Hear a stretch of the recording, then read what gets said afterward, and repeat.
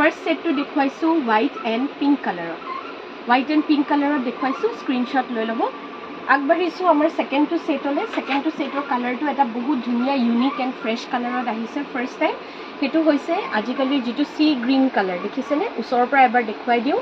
এইটো হৈছে C green and white কালাৰত বহুত ধুনীয়া এটা গলপতা ছেট। এইটো মই আপোনালোকক এবাৰ লগাই পেলাই দেখুৱাই দিছোঁ। শ্ব'টো কেনেকুৱা টাইপৰ হ'ব এইটো হৈছে, চাওক। আৰু যিটো ষ্ট'নৰ কোৱালিটি, এবাৰ ওচৰৰ পৰা মই আপোনালোকক দেখুৱাই দিব বিচাৰিছোঁ। ষ্ট'নৰ কোৱালিটিটো আপোনালোকে চাওক, বহুত ধুনীয়া আৰু বহুত এক্সপেঞ্চিভ, বহুত দামী হয় ষ্ট'নটো। তো এইটো হ'ব ইয়াৰে ইয়াৰিংছ। ইয়াৰেও প্ৰাইচ হ'ব 1390 টকা, 1390। স্ক্ৰীনশ্বট লৈ পেলাই স্ক্ৰীনত দিয়া নাম্বাৰটোলৈ শ্বেয়াৰ কৰিব হোৱাটছএপৰ জৰিয়তে। আগবাঢ়িছোঁ আমাৰ তৃতীয়টো ছেটলৈ। তৃতীয়টো ছেটটো হৈছে একেবাৰে সকলোৰে এটা মানে কমন কালাৰ, সেইটো হৈছে হোৱাইটত। হোৱাইটতো বহুতে বিচাৰে যিহেতু, কাৰণ আজিকালি বহুত